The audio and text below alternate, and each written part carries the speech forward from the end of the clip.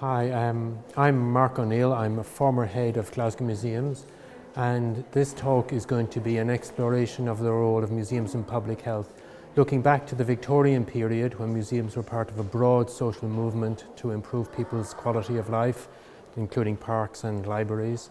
And I'm going to bring that up to date with the recent history of Glasgow Museums and then look to the future to explore whether Glasgow Museums can make a bigger contribution to the health and well-being of the entire community of the city.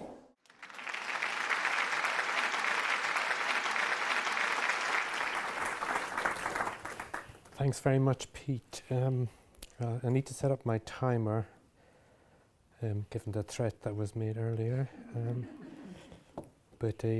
Yes, these introductions are beginning to sound more and more like obituaries, which I suppose is appropriate for a health talk. I'm not going to cover quite 200 years, and I'll explain why in a second. Just to give you, those of you who like to know where it's going, those of you who are happy to go with the flow, you can ignore this. I'm going to say a few words to situate museums in the arts and health sector, but mostly I'm going to focus on arts and health in a way that's deeply rooted in Glasgow's museums and traditions. And I'll explain why it's the late Victorian period. I'll then say a bit about public health and then talk about contemporary evidence. And the second part of the talk is going to look at the more recent history of Glasgow museums, the second great period of investment, and speculate about what museums can contribute to health, and then what Glasgow museums in particular could bring to the kind of debate that Pete is talking about. So, those of you who are not familiar with the museums and health world may not be aware, but all over the world people are, the museums are engaging in health-related activities. These are three dementia projects in Zurich, Liverpool and New York, just to give you a sample. And this is an American Alliance of Museums report from 2013, which outlines the range of health issues that museums have become involved in, everything from actually promoting health information to working with people with mental health issues or visual impairments. So a whole range of issues. There's also a recent spate of publications about the issue. The Museum's Health and Wellbeing is 2013, and just earlier this year, the Oxford Textbook in Public Health published a book on creative arts, health and wellbeing, which has a number of chapters about museums. So I suppose the big obvious question is this just a fad? Is this just desperate cultural institutions trying to justify their existence in the face of dwindling funds and trying to find a new relevance? And second big question for me is, if museums can make a difference to health on a large scale, public health, what is the best way of doing that? In terms of public health, which is not my area of expertise, I'm going to rely on Phil Hanlon and his Glasgow University colleagues' schematization of public health into these four great waves. And he says there's an emerging, or there's a need to have a fifth wave, which focuses on, takes a more integrative, holistic approach to deal with the psychosocial problems of today. For the historical period, I'm going to focus on the early phases when the classic health interventions, like what Pete mentioned, clean water, sewage, and actually trying to understand what caused infectious diseases which people struggled with. And then the second phase, which was very much when it was fully professionalised, museums professionalised at the same time, some with positive consequences, some less positive. So that's the public health background. I'm not going to quite do the past 200 years. I'm going to say nothing about the Hunterian, which was the first purpose-built museum and art gallery in Britain, opened in 1807 in this famously beautiful Palladian building, which the Victorians vandals demolished. This is the High Street, and that's the old university, just where the High Street railway station is now, and that's the museum just behind it. The university sold this to the railways when they moved up to Gilmore Hill. I'm also not going to say anything about the Andersonian Institute Museum, which opened in the 1830s, and that's what's now Strathclyde University. Strathclyde University, the reason I'm not going to say much about the Hunterian is that it didn't really engage with a broad public and had a very clearly scholarly agenda, engaging mostly with students and academic educated visitors. the Andersonian engaged with, can you see the slides? Could we have the lights down? Are you okay? And the bifocal isn't confusing here. They had a strong program of working class education, which was part of the foundation of the Mechanics Institute. But in the 1860s, they decided they needed this space for lectures and actually handed the collection over to the Hunterian. The McClellan Galleries was the first civically funded art gallery in Britain, opened in 1857. But the city was bounced into this by the bequest of Archibald McClellan and complicated, somewhat shady arrangements about his will. And the city didn't really know what to do with it for about 20 or 30 years until they worked out how to use this. I can tell you the story about the will later. So the first civic museum that fits my narrative is 1870. So it's coming up to its 150th, not its 200th anniversary in 2020. But I want to digress here briefly to say a bit about what Glasgow was like in 1870. You're familiar with the whole story of the squalor of the slums and the huge wealth that was also being made here. But learning from the past is quite difficult because, as the L.P. Hartley novel famously says, the past is a foreign country. They do things differently there, and it's difficult to learn. So just some basic facts. Very few people had the vote, and £10 annual rent was a huge amount of money, but even still, people didn't sign up for the vote because they didn't want to be caught for rates. There was no compulsory primary education. That didn't come in until 1872, and it was after 1872 it was compulsory, but it charged. There were no old age pensions until 1906, no unemployment insurance until 1911. The city didn't manage the poor relief, that was the poor law guardians, and they didn't manage education. The school boards were separate bodies. So a very different, very male-dominated world with lots of different assumptions from what we would have today. Public health in Glasgow was a huge issue. The police acts were very important because before formal health legislation, the city tried to manage controlling things like waste and human waste, industrial waste, food regulation, was all managed through the police, and they had health police. And you can see the rate of activity increases as the century goes on with the first part-time medical officer of health, sanitary committees, municipal washhouses, the first fever hospital. And you can see the contagious diseases that rake through the city with devastating consequences. And of course, diseases didn't disproportionately affected the poor because of overcrowding, but they didn't exclusively affect the poor. These were an issue for rich people as well. So they had an interest in dealing with these. Loch Catherine Water, of course, is the famous intervention by the city. The city's first full-time medical officer of health was James Byrne Russell, appointed in 1872. And his priorities were like overcrowding, infectious diseases, and statistics, keeping track of improvements, understanding the spread of infections was all managed through gathering statistics. He was in his post for 26 years, during which time the death rate fell from 28 plus per thousand to just under 20 per thousand from 1872 to 94. He was a prolific writer. His lecture, Life in One Room, had a big effect on the better off classes in Glasgow, communicating what the reality of life was like in overcrowded conditions.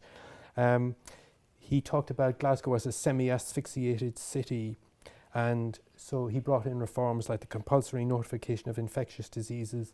Against huge opposition, landlords actually objected to collecting human waste because there might be a market for it, even if the owner of the waste couldn't be identified.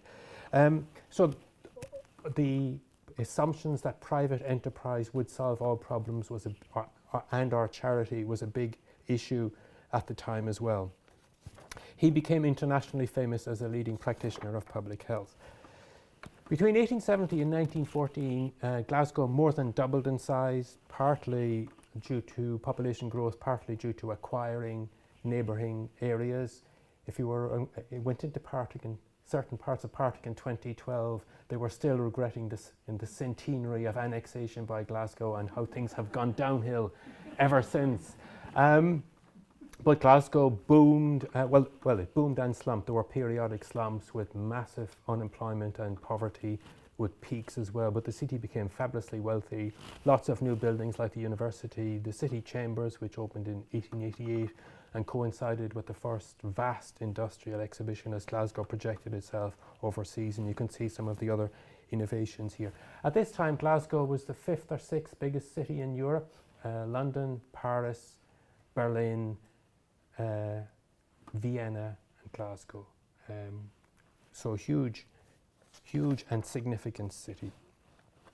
In 1914, Glasgow published a new edition of its description of its evolution and enterprises.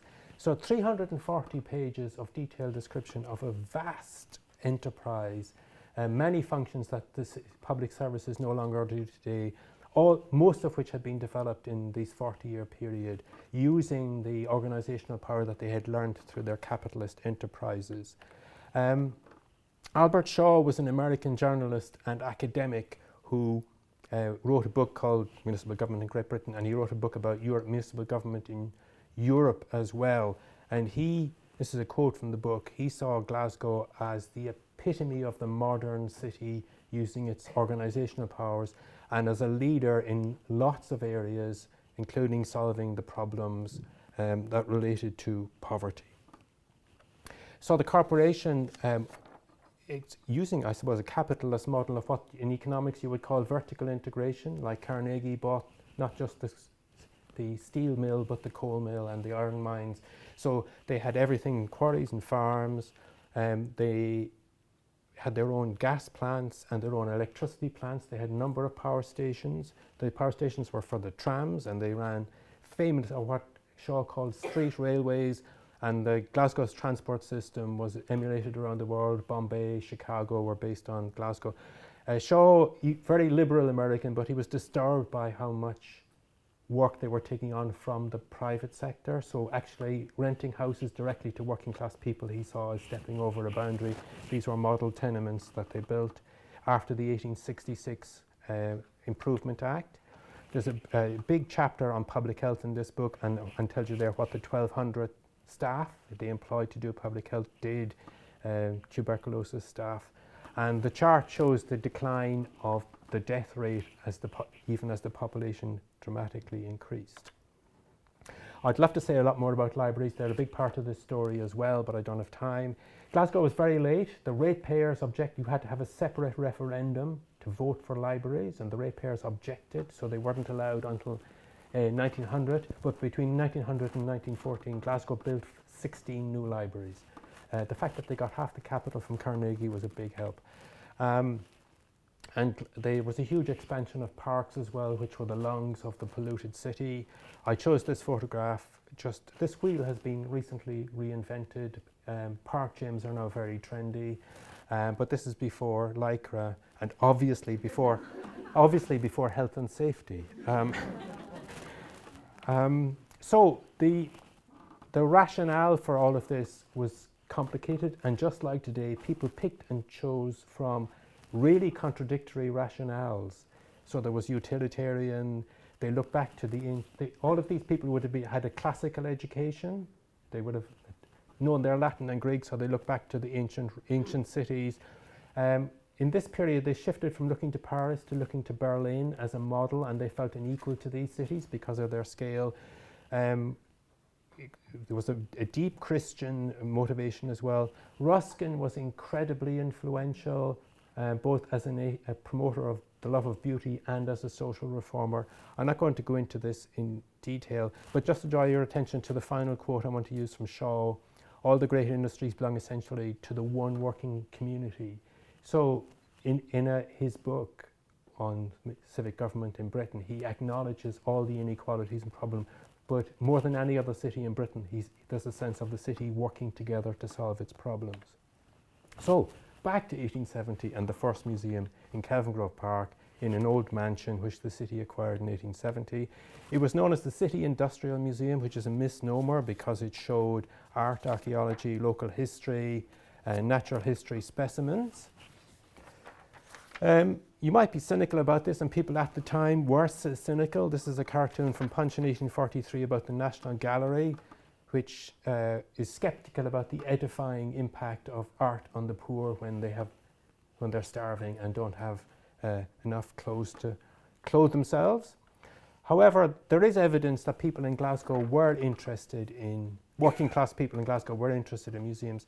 This is an exhibition organised by the Central Working Men's Club and Institute in 1866 in a hired hall in Argyle Street. I haven't been able to quite track down where it is.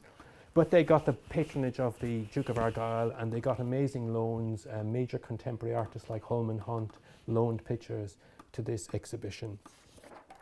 The city was also looking to Europe for models, and in 1879, James Peyton, the superintendent of museums, went on a European visit. He didn't go to Paris or Berlin, he went to Holland and Belgium.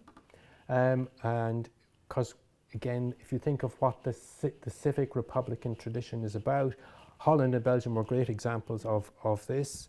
And he went to, Steph from the Hunterian will recognise some of these institutions. But these were museums that weren't about grand national cultures, they were about civic cultures. They celebrated local creativity, local industry and local artists, as well as international artists, and they also focused on the modern as well as classical and Renaissance works. So the model for museums in Glasgow, inspired by Europe, was about community building as opposed to just international prestige, which other cities in Britain were doing. After Kelvingrove the City Industrial Museum was set up, they started looking around and started putting on museum exhibitions outside the city centre. So this is the Police Hall in Tobago Street in the East End, and in 1883 they organised a small exhibition here, mostly using their own collection with some private loans. It got 63,500 visits. They counted everything. It was very good at counting, at a time when the City Industrial Museum was getting about 300,000 visits. The following year, they put one on in the Gorbals, in the new wash house and baths, which had a hall attached, which was also the site of the first public library in Glasgow in 1900. The building is now demolished. This was much more ambitious. It was extended twice, and they got over 150,000 visitors and sold 6,000 penny catalogues. The quality of the work shown in this exhibition were amazing. They had loans from the V&A and from the Queen, and they also showed major contemporary works. And it wasn't this exhibition, it was the Southside exhibition in 1891. They showed Whistler's portrait of Carlyle. First time it was shown in Glasgow, and the city bought it afterwards, and it was the first Whistler work ever bought by for a public collection in Britain, and it was part of the reason he left his studio to the Hunterian. So all of this energy led to the opening of the People's Palace in 1898, which had a museum room, a picture gallery and a reading room. Again, this is long before health and safety. They also had concerts at which 1,200 people used to be crammed in. I don't know what the fire fact number is now. But Lord Rosebery, the ex-Prime Minister, I won't read out the quote, you can read for yourself, but obviously it's seen as a respite from the hardship of daily life and a source of inspiration for what we would now call creativity. Kelvingrove opened in 1901, and it was built mostly with profits from the 1888 exhibition, and they had another global exhibition. This exhibition had 11 million attendances, and it was a global event. There was the first tourist homecoming program to bring Americans back, expats to visit Glasgow. So this is another view of it. The rest are all temporary buildings, and you can see they brought gondolas from Venice. There was gondolas on the Kelvin. So this was the largest, greatest achievement of the Victorian municipal museum movement. So very late in Victorian terms, but Glasgow was often late, and then they learned from everybody else and did things bigger than anybody else. They also did this with tower blocks, so it's not a universally good part of the culture.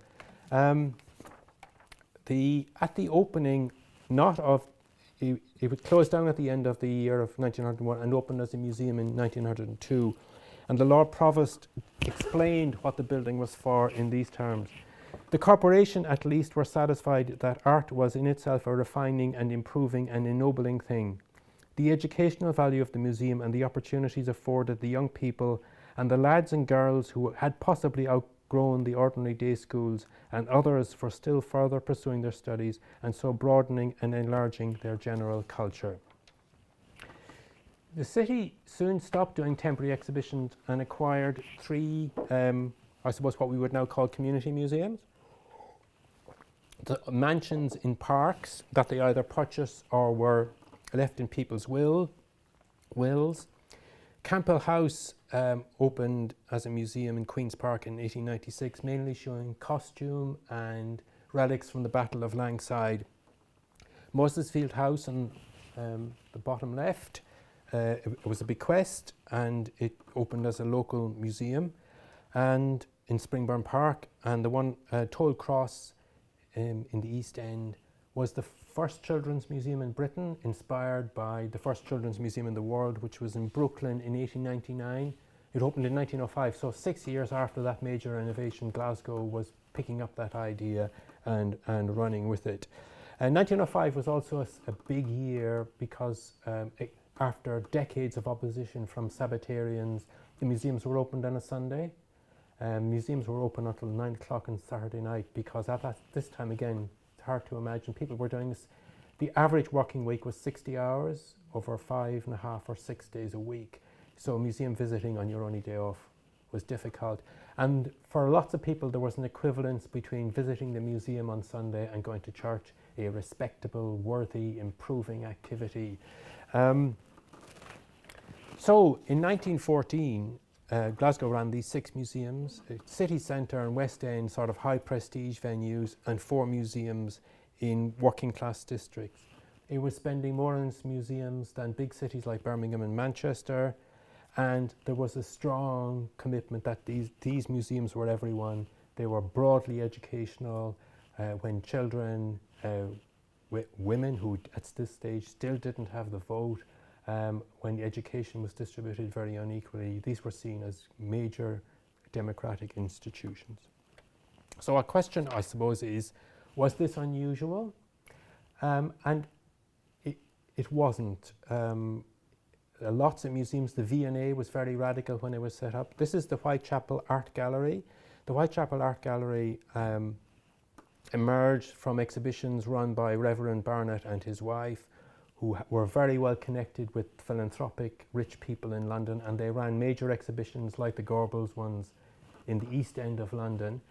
In 1901, it got a new building with fully professionalised staff, and it immediately switched from engaging with its local community to showing the best of contemporary art to a much narrower audience.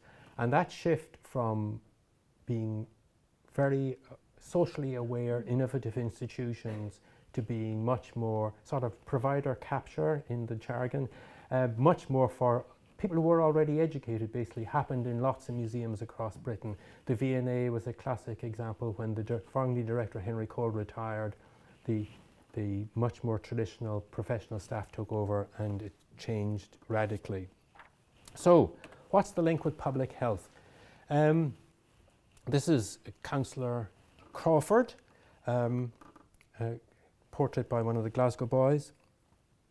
And in Professor Hanlon's categorization, this period was the one of dealing with all the physical problems which we all know so well. However,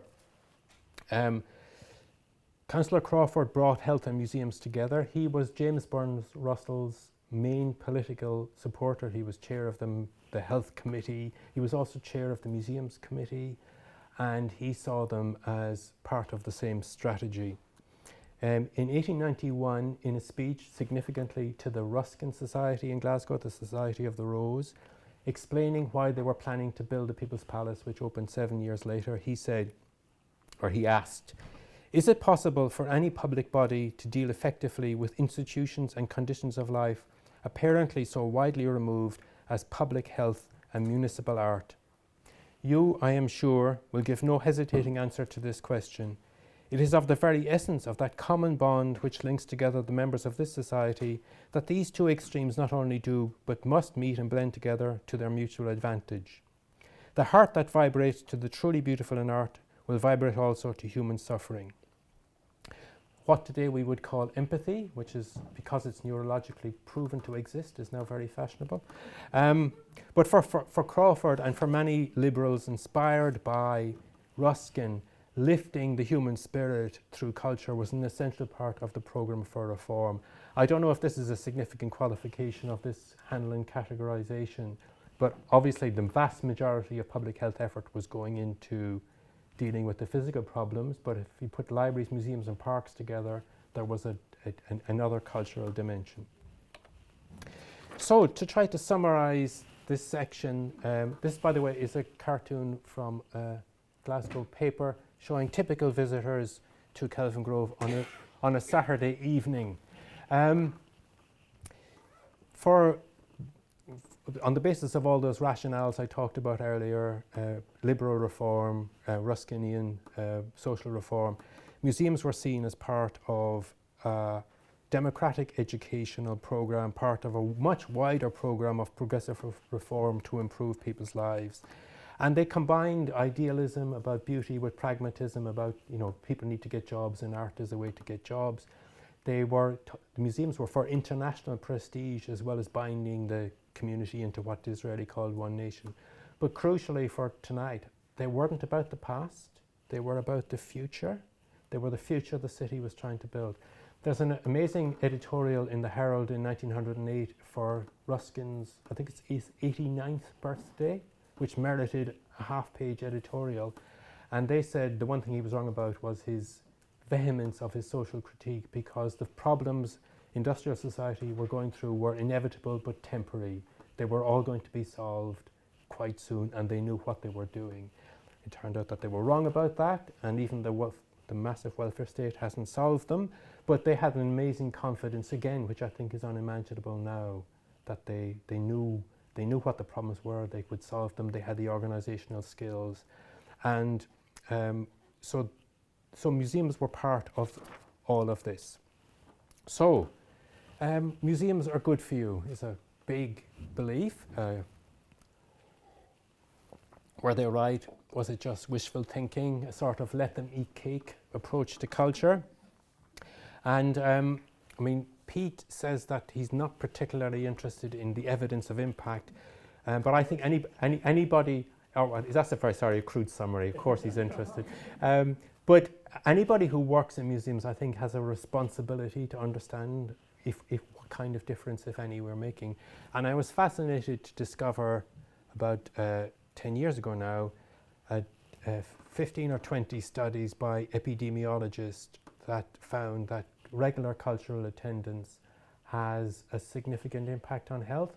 Not workshops, not art therapy, just attending museums, the cinema, live music in particular. And these are large-scale studies. This one, I think, had 10,000 people over 14 years. They're controlled for gender, economic status, education, and chronic illness. And crucially, they're not done by museum people trying to justify their existence. They're people looking for patterns in society. One of the obvious criticisms is that the controls are wrong, that healthy people just do more stuff than less healthy people. Which way does the causal vector run, or is there any cause and effect? This study by Johansson and others, which is again a big study, 3,800 people over 12 years, found that people who became culturally active acquired health benefits, and those who stopped being culturally active lost the health benefits. And their conclusion was that the results, if repeated, could be in agreement with a causal influence of cultural stimulation.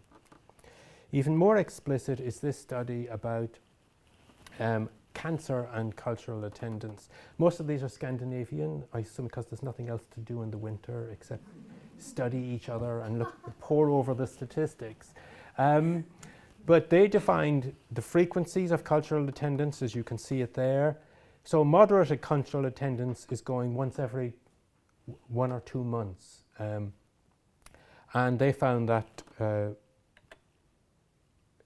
you can read it, but basically regular attendees had a significantly reduced rate of cancer in that large population group.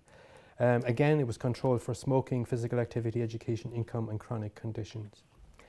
This isn't a museum study, it's a library study, a reading study, but I think it's interesting because they found that 70-year-old men in Israel who read for 20 minutes a day lived longer than those who didn't. So it couldn't have been walking around the galleries, it couldn't have been the social impact, it was just a mental event of some kind, being interested in being alive, some sort of stimulus, although they don't say what they read, which might have been relevant. These patterns, inspired by work we did in Glasgow with GCPH, were found in a Scottish government study. They found the same patterns of association between cultural attendance and longevity. They, being civil servants, of course, wouldn't commit to where the causality lay, but they did find the same associations, so it's quite powerful. The literature is mostly statistical, and they don't speculate. They do occasional speculations, but they don't say much about why museums might have this impact. They talk about the power of objects, the fact that these are resonant, whether they're familiar or exotic, local or global, they have an emotional resonance which can be releasing, it can be experiential, basically very emotional. The buildings can be inspiring, and the new interest in place. Museums are very significant places with strong emotional impacts. They're multi-generational, both in the sense that they're amongst the few places where, grandparents, grandchildren, there's a lot of grandparental child-minding goes on in Glasgow museums. But also multi-generational in that you can visit a museum, your great-grandparents visited, it's the same thing, and there's a sense of continuity, which is a big issue in our culture. Free choice and autonomy. Obviously, we have tried but failed to make museum visiting compulsory.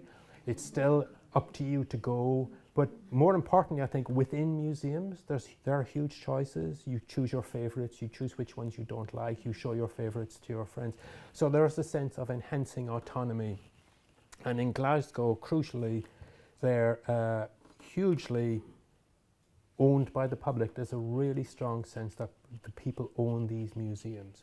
And they're, again, increasingly significantly non-commercial spaces. We do try and make you buy stuff in the shop and a cup of coffee, but compared to lots of places, the commercial pressures are really slight. So I'm going to move on now to the recent history of Glasgow museums. The period before the First World War and the period since 1980 have been the periods of greatest investment, and you'll be relieved to know I'm not going to go through all of these. I'm just going to try and identify the strategies that have happened. You can see, again, Glasgow has visitor and statistics going back to the 1870s, which is fantastically interesting for me, possibly less so for normal people. But you can see, since 1980s, they've grown steadily. There was a peak in 1990 during a European City of Culture, and then there were peaks and troughs with the closures, the refurbishment of Kelvin Grove, and the reopening of Riverside. And now, under the current management of Glasgow Museums, they're achieving almost 4 million visits a year, which in a city of 600,000 is amazing. That's all just about the same as what the National Gallery and the National Museums in Edinburgh get combined for, and we won't go into how much more they have, but we'll manage the envy. So, I mean, obviously I worked in Glasgow Museums during most of, as Pete said, since the 1880s. So taking credit for this achievement is not something I'm particularly interested in doing. So to look at it from the outside, there's a famous American blogger called Nina Simon who blogs on Museum 2.0 and has written a book called The Participatory Museums. And last year the Participatory Museum, she visited Glasgow, and her blog started by saying, what does we mean by audience-centred? By user-centred, she meant deeply engaging, consulting, co-producing with, and there's a case study in her book of Glasgow Museum's outreach department. Customer-centred, she defined as welcoming, friendly, making people feel comfortable, and providing customized, bespoke services that mean something to a huge variety of visitors. So after this introduction, she says, what do audience-centred museums look like? And she says, it looks like Glasgow Museums. So obviously an intelligent and perceptive woman. But here she summarizes the qualities of Glasgow Museums. She visited Riverside and Cavan Grove, which she described as great department stores of humanity, and identified their successful customer focus as being down to displays and amenities that were engaging, responsive to different audiences, varied, immersive, interesting, and acknowledging human needs. So looking back on what my colleagues and I did over the past 30 or 40 years, a key thing we did was we shifted from academic presentation to telling human stories. So there are millions of religious objects in museums, but they're never treated as religious, because that's the main human meaning is the religious meaning. But in our Museum of Religion, we tell the religious stories. Cavan Grove was totally recast from being structured in academic categories to telling human stories, and you have everything from the stories of great art by Dali and Rembrandt to stories from the Holocaust. So Cavan Grove set out consciously to embrace the widest possible range of human experience, instead of, as many museums do, muting the human experience. Sorry, this is the slide I was expecting before. This is just the display on angels in the Museum of Religion. And there's the curatorial voice telling you what the objects are. And then there's the voice of the lived experience of a Christian and a Muslim saying what angels mean to them. And that attempt to deepen the human resonance of museums has been a core strategy. The Gallery of Modern Art is very unusual, unlike the Whitechapel Art Gallery, in engaging working class audiences, very broad audiences with contemporary art. It's the most visited contemporary art gallery outside London. Sometimes Tate Liverpool beats us, but generally, that again will be competitive. And in the Riverside Museum is just two stories. One is about wheelchairs in World War I, and one is about Asians who moved to Glasgow in the 60s to work in the transport system. So there's a conscious effort to represent diversity in the museum stories. Events are a major part of our access strategy, because if you think of what they call anxiety, threshold anxiety, going into a different place, a difficult place, events make that much easier, make that first visit. You can go with friends, you know there's something on where there'll be lots of people milling about, and it reduces the level of formality involved. And every year there's a beach in front of Riverside, which is greatly needed psychologically. And the other thing is making people welcome. Customer service excellence is the Cabinet Office standard for making people welcome in institutions, and Glasgow got the highest mark in Britain last year from anybody in its category. And that isn't, Glaswegians think of themselves as friendly, but to get it consistently for 4 million visits a year takes a huge culture change from when they used to do security and keep the kids quiet. So that's an amazing cultural shift. The Glasgow Museums also has one of the longest running programs of visitor research. I'm not going to go into detail about this, but actually understanding visitors quantitatively and through qualitative work is a core strategy. So if you think of attracting large numbers of people to the museum based on the evidence that it has an impact in public health terms, it's a sort of a preventive model, crudely calling it that. And the key issue with this is inequality. This is the most recent Glasgow Museum survey, and basically what that complex, I shouldn't have used that, should I? No, it's too. Anyway, what it means is that the best off fifth of the population visit roughly twice as much as the worst off fifth. But actually, the fact that 27% of visits to Glasgow museums by Glaswegians are from the bottom quintile is amazing. That tradition of working class museum visiting, which goes way back, has been reproduced and continued despite the difficulties, the cost of transport, all those issues. And that, for me, in terms of tonight, gives us a huge base to build on. If those people are coming, other people like them may come. They may come more frequently. They may get more people to come. But it's also important to preserve that in terms of health protection. Jointly with Centre for Population Health, we commissioned a report on cultural participation, and I just thought I'd put up some reasons why people don't come. Museums haven't changed. They're for yuppies. They're for tourists. Obviously, my entire 200-year career was wasted. What was interesting about this, there's the lack of confidence underlying this about the staff being arrogant and the staff judging people for not knowing stuff. Quite painful issues of confidence there. But what I was much more interested in, because none of that's surprising, is why 27% do go.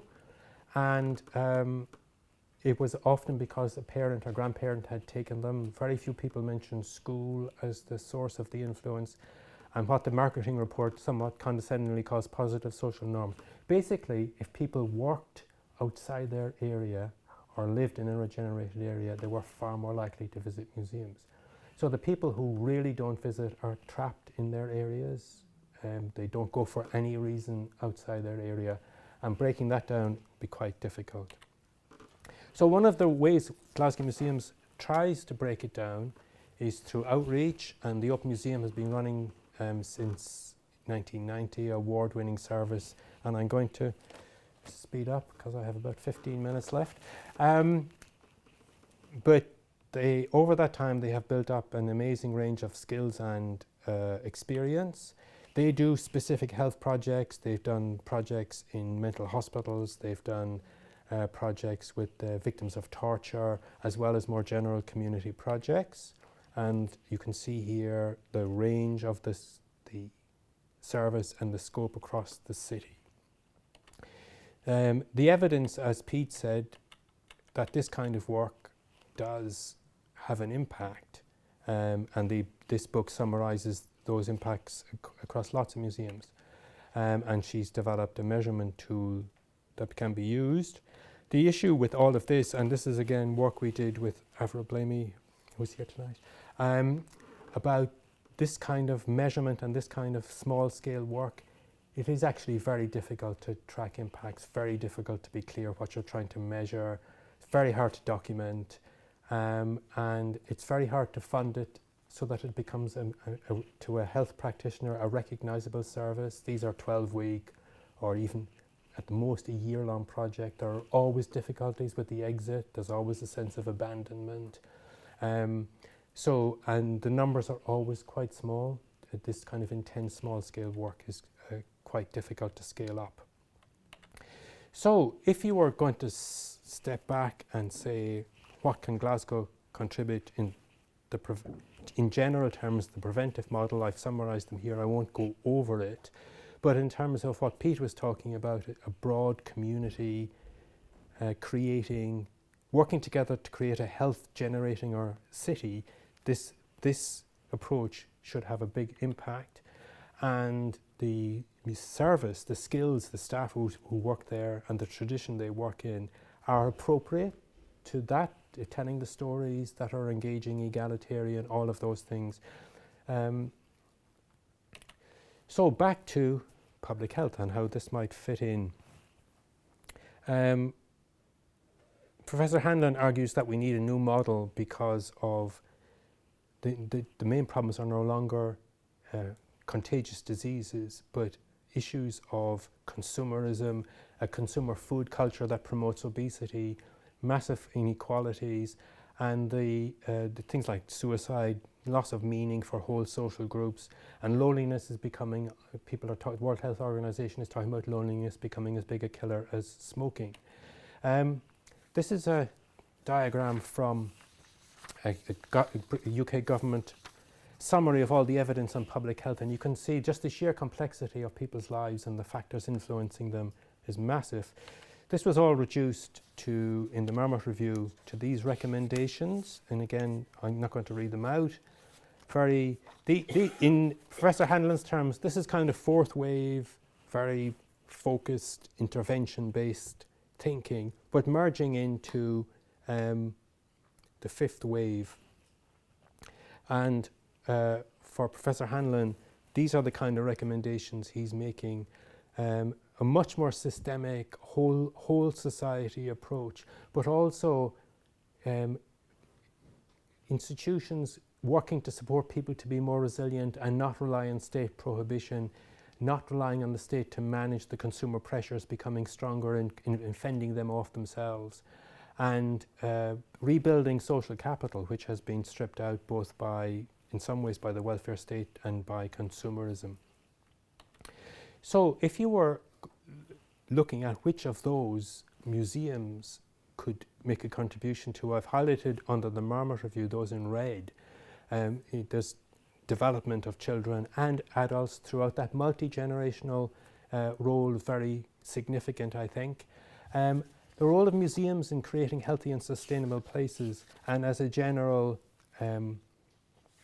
prevention thing. And I think everything under the fifth wave, you could say that museums could have potentially a huge role in putting forward. So as I move towards a conclusion, this is, you can see museums, the emotional and societal effects of museums in general, Glasgow's specific traditions and expertise, and the fourth and fifth wave of public health. And what I'm arguing this evening is that museums in general, and Glasgow museums in particular, already play a significant role in supporting the health of the whole community, and that along with libraries and parks, they constitute one of the most significant investment in general well-being and preventive health in the city. I'd also argue for people who think that this is a compromised, instrumental use of museums for social purposes, that is not the case. This is what museums, at least in Glasgow, were set up for intentionally and explicitly 150 years ago. And I think Glasgow museums, without undue modesty, have been unusually successful in engaging people from communities whose health is vulnerable, though there is potential to do a lot more. So, what is the best way of tapping into this potential? And I've tried to summarize the issues on this final slide, this final chart.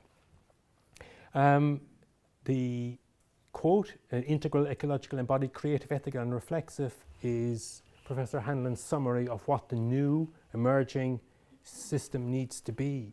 And we're still working, obviously it's built on the fourth wave of all the interventions, that doesn't go away.